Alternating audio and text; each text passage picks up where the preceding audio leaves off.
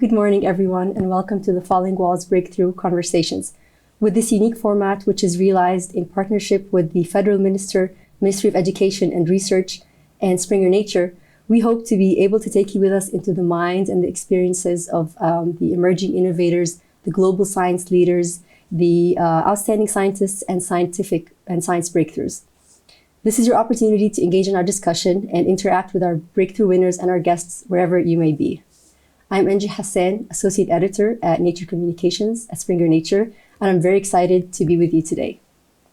Before I introduce our first guests, I'd like to take you through some technicalities. You have a chance to ask us questions and engage in our discussions throughout the entire conversation. If you have any questions, please just use the raise your hand function in Zoom. Without further ado, allow me to introduce our first guest at this year's Falling Walls Breakthrough Conversations.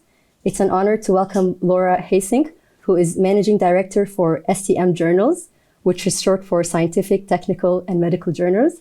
And she's responsible for Elsevier's portfolio of over 2,800 journals, managed by more than 32,000 editors, who collectively publish more than 600,000 research articles a year.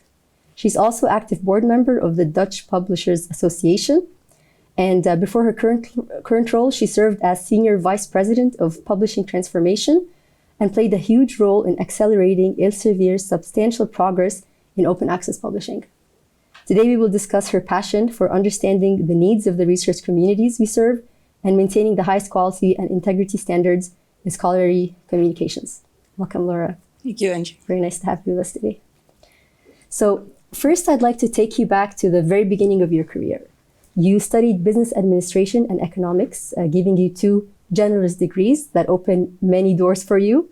And at the end, you decided to pursue a career in academic publishing. So could you tell us a little bit about what led to that decision? Yeah, certainly. Like many young people, I did not have a clue what I wanted to be or what to do. And I'm a generalist, so this felt good. So I indeed studied business administration and economics. Most of my fellow students ended up in fast-moving consumer companies, banking, consulting, which was not really appealing to me. For some reason, the publishing industry, I felt it's just, I'm always been impressed by just news. I also have a passion for science.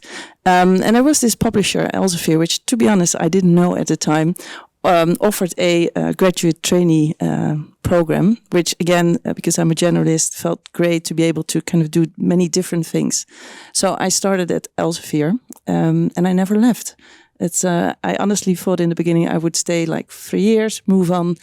But I have to admit, I still enjoy it every day. In particular, the customer needs. So really working for researchers, making sure that they are able to do their job, which is great. But also the colleagues. So we work with many colleagues who, like yourself, actually, have been in research, decided they didn't want to spend the rest of their life in the lab, but want to stay very close to science, which is, these very passionate colleagues, and very truly international, very diverse. And what I also like is that over the years, we have been able to find new solutions for old problems because of the technology. So we also have a large technology department. So it's really, for me, it's fascinating still every day to be able to serve customers. Also, the customer needs are changing, which is also fascinating, and then be able to find new solutions to really make sure that they can do their work. So you'd say your favorite part of the job is serving the customers and solving their problems and...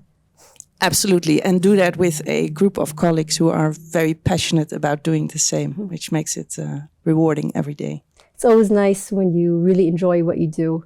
And so it doesn't feel like a job, it feels like just something that it's like... Absolutely, yeah. It gives me energy every day. I don't think I would be able to do a job that doesn't give me energy. It's Very interesting. Today we'll be on a panel about confidence in research. Can you tell us a little bit about this? Yes, so today we're launching the Confidence in Research report, which is done by The Economist Impact, supported by Elsevier. So it's an independent report, and it's part of a larger ongoing collaboration this year where we really look at the effects of the pandemic on research and researchers. So during the pandemic, we saw the power and the importance of science, of research. But researchers also kind of, faced kind of the implication of all of a sudden, doing research in the public eye. So we saw an increasing, degree of miscommunication, but also online abuse when researchers kind of shared their research findings. So we really wanted to know, since the pandemic, what researchers, how they feel about confidence in research, and how we, and that's not just publishers, but policymakers, institutions, governments, how can we best support researchers in this changing environment, where there is a bigger need for them to go online to share, also kind of share the research with the general public, for example. How do we make that translation? How do we set them up for success? How do we make sure that they are able to communicate online, for example? And how can we make sure that they can, deal or prevent them from the online abuse that we see? And do you believe steps like these and reports like these help to increase the public's confidence in the research that is published? Well, that as well, but I think in the end that's also kind of, we really have to support research so they can do that, but we all play a role, publishers, policymakers, the research institutions, in making sure that we indeed are doing a better job in making that translation science to the public domain. Right, that's very important. And we also know that the process of peer review itself helps to protect scientific record and confidence in research. In what other ways are we upholding research integrity and quality in research? Yeah, so trust in research is, that's the key thing, right? If we can't trust what we read, that's, then it doesn't work anymore. So high quality peer review is super important, and there's still ways how we can improve that by offering tools to editors and reviewers in order to do their job. Make sure that we can just, that they can really offer the highest level of peer review. But in addition, there are other things that we can do. For example, in terms of research integrity, making sure, again, that we detect when there is fraud, that we detect it, but even better if we prevent it. But also in terms of reproducibility and transparency. Again, making sure that it's crystal clear that when you read an article that you know what you read, that you know that you actually can find out even the research behind it, the research data behind it. So publishing research data, but also publishing methods, protocols, everything to kind of increase the transparency around research and with that, the reproducibility. Mm-hmm. We'll get back to the point about tools that are in place to detect fraud in research. But before I move on to that question, you just mentioned transparency in research, and we were speaking about peer review. What are your thoughts on transparent peer review? Do you think this is something that should be mandated further in scientific publishing? Yes and no, depends also what you mean with transparent peer review. So if I think in general, kind of the more transparent we can be, the better. There are different views on how transparent, whether we should, for example, share the peer review reports alongside the published articles. We've done several initiatives where we kind of tested that out. Sometimes there's some hesitance from editors and reviewers to actually do that. Mm-hmm. In general, I think there is more that we can do. I think we still have to find out what is the best solution. How should we do it? Should we, publish the complete report with the name or without the name? Yep. Should it be kind of, snippets or the full report? But in general, I think transparency, the more transparency, the better. Okay. And since we're joined here at the Falling Walls Summit by a lot of young researchers and early career researchers, how would you personally interest them in a career in publishing? Well, I think most important is that you follow your heart. But if you, especially if you're in research and decide that's not for you, I think in publishing what I find truly fascinating, and particularly in scientific publishing, is that you really you're so close in helping researchers and medical professionals to do their job, to advance science, cure patients. And that's great. And especially, for example, during the pandemic, we have seen what we can do to actually play a role, right? Really make sure that we For example, make sure that articles on COVID reach the editors as quickly as possible so that they could go into the peer review process, get published quickly, make research available so that other researchers can build on that, which in the end also kind of accelerated, right? For example, the vaccines that we saw, that really fascinates me. It's and I think that is working for a company with so many kind of talented colleagues who kind of feel the same. Makes it really rewarding. Also, within publishing, it's not, we have many different roles. We have editors like yourself, publishers, but we also have a lot of technology people, kind of engineers, product managers. We're a very diverse company with many different roles. So I think there's something for everybody if you have an interest in publishing. Mm-hmm. And it's nice because publishing, at the end of the day, you are linking all the research together and you're linking scientists together and really helping to advance science forward. Absolutely, right? Yes. Yeah. Speaking of science and academic publishing and open science, there's been a great change in academic publishing in the past years, with more and more journals shifting towards open science and OA, which is open access. And at Elsevier, you offer over 600 gold open access journals. With this change, what do you think are some challenges that the publishing industry still faces when it comes to publishing open access?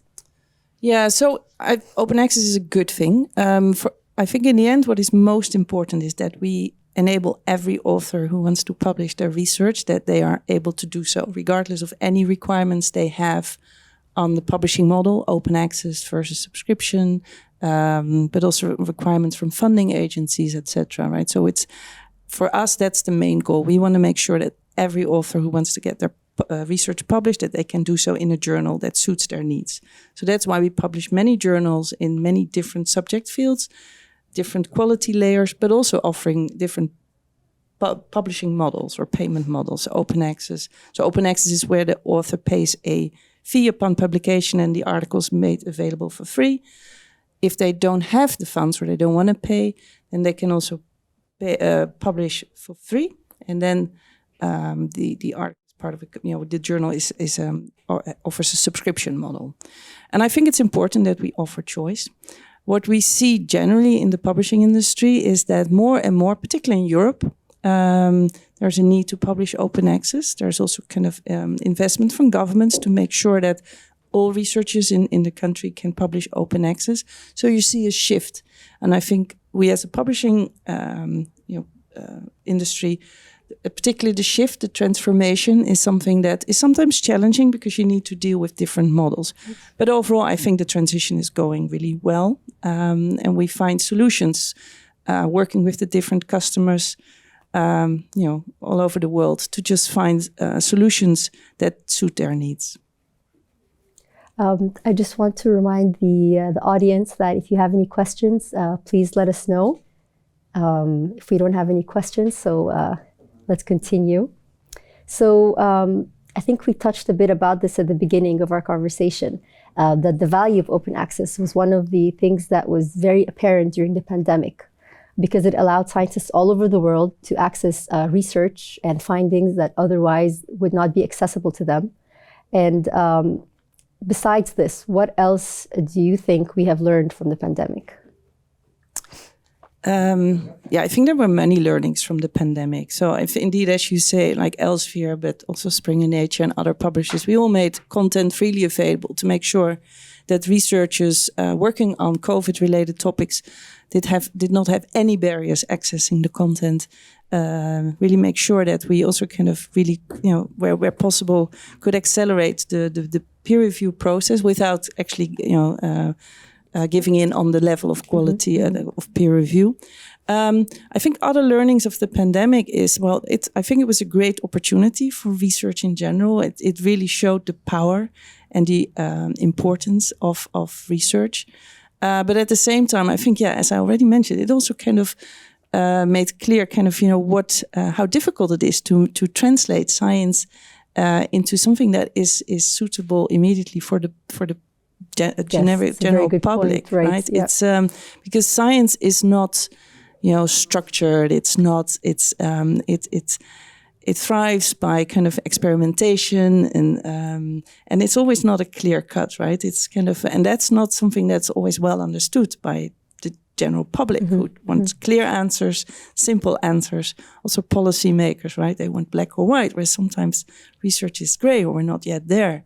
I think that's kind of being able to make that translation. I think that is something that actually we learned as part of the pandemic. That is something that is probably we have to, and that's also why we, started this collaboration in kind of actually what can we do collectively to do that better. And I believe that takes us again back to confidence in research, right? And exactly. The public confidence in what they're reading and to be able to understand it is also very important. Yeah. Well, that's what you see, right? The public attention is there. The public understanding is not always there. And I think that's where we have to, where we can do more and also support researchers to kind of make that translation. You are an advocate of inclusion and diversity in research. And that can be seen in your efforts to drive gender equity across Elsevier's editorial board. How important is DEI, short for diversity, equity, and inclusion, in peer reviewing? And in what ways are you upholding that at your journals? Yeah, it's super important. It's really a topic close to my heart. And there is a lot of work still to be done, as in many other areas. But having a more diverse kind of editorial board, but also kind of pool of reviewers, and in general in science, it just makes that we're more conscious of bias or blind spots, and in the end, that kind of make sure that we are that we're being more innovative and that the quality of research will be higher. So therefore, kind of having an inclusive and diverse board of editors and reviewers is really important. As I said, there's still a lot of work to be done. So we have set ourselves goals to have an equal kind of split of editorial boards. So we're working with the editors. Most of our journals now have a pledge on the journal homepages and in the journals where we make clear that this is what we're aiming for. So we're also providing the editors with, because it's really a learning, it's a journey, to also kind of provide editors, but also our publishers with the tools that enable them to really kind of make sure that we reach that more diverse group of editorial board members and reviewers. So we're providing training, tools. We actually make also kind of transparent on our journal website how far we are on that journey, so what the percentage is.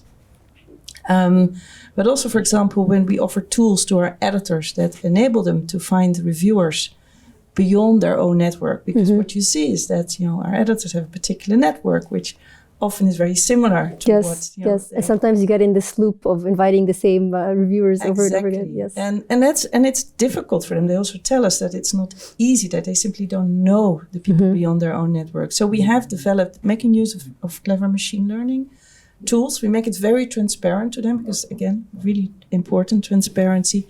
We find them potential reviewers, but we also give, for example, information about that reviewer. So it also enables them then to kind of indeed select reviewers. Well, not a particular, because we're not able to kind of see the age, but we can see how far they are in their research journey, right? So that we want them to reach the younger generation. Right. We want them to reach reviewers from other countries. Ideally, also kind of, male and female reviewers. So we really provide tools that enable them to really kind of go beyond their own network. And that helps. And then they, get to know these people as a reviewer. And then the next step is that, some of these reviewers can join the editorial board. So we won't be there in one day, but it's a journey. But we are very determined to get there. Very good. And like you said, it's a learning process. And I think it's also, it's a conscious choice to always remind yourself of DEI and how important it is. Yes, absolutely. Yes. Yeah, and you must face that in your role yes, as also, an editor. Yes. Right. So, in your opinion, what is the number one decisive factor for authors when it's time for them to choose a journal for their research, when they want to find a home for their research? What's the decisive factor that they look at? Well, it differs a little bit, but in the end, right, as a researcher, you have been working years on kind of your research on. You have done experiment. You had to find funding, which is a painful process. Then you had to find the people with who you collaborate, do all the experiments, and then finally you only have to write your article, which is also a painful, difficult process, and then finally you're able to publish it. So there's a few factors that are really important. But in the end, you want to get your article published, and you want to make sure that you reach the right audience, that it's being, that all your peers who need to find that article, that they actually are able to find it. So you want to publish it in a journal that you trust. Trust is super important. You don't want all that years of work. Then you want to make sure that it is kind of your article is there in a trusted journal, often in a community, in a kind of the community that you know. So mostly authors choose journals that they know, where they know the editors or the editorial boards, where they know there is a high quality level peer review. But there's also other elements that are important. Speed. Ideally, you want your research to be shared as quickly as possible. So there's different, but also the quality of the journal is important. So it depends a little bit from author to author, but these are in general the factors I think that matters most when deciding where to publish your research. Speaking of speed and quality, especially quality, before we wrap up this conversation, maybe I could take you back to a point that you touched on, which was detecting fraud in research. And this brings us to a very important topic, which is paper mills. Yes. And paper mills, which is basically research that is made up, not real research. And of course, it's very destructive to a scientific record, and it's very constructive to research and research quality. And of course, it touches on all the things we discussed: confidence in research, transparency, all of this. So what are the tools that you have in place at Elsevier for detecting paper mills? Yeah, it's a very important topic because indeed it's detrimental to the trust in science. So we have a large team at Elsevier kind of supporting editors and publishers to, well, if it happens, to deal with it properly, to follow up and make sure that, if needed, that, article gets retracted, which we're doing. But ideally, you prevent those articles from being published. So again, we invest a lot in tools, machine learning. We have a great team of data scientists where we're able to detect also paper mills. We're getting better at that. But also as an industry, I think this is an area where we're working collectively, because we can only solve this when we work together as an industry. So there are several initiatives as part of STM, the overarching kind of the organization, where also we as publishers work together to, again, develop tools, because often these paper mills are not kind of, they're spread over multiple journals of multiple publishers. So where we really work collectively to make sure that we detect these paper mills very early on to prevent they get published. Yeah, it's very important. Yeah. Absolutely. So I think we're coming close to the end of our conversation. Laura, thank you very much for your time. It was a pleasure speaking with you today. Likewise. Thank you. And thank you for our audience for joining us. Again, you can watch this conversation later after the summit. And our next conversation will start in 5 to 10 minutes. So you're welcome to stay on Zoom. And now we'll just take a short break. Thank you.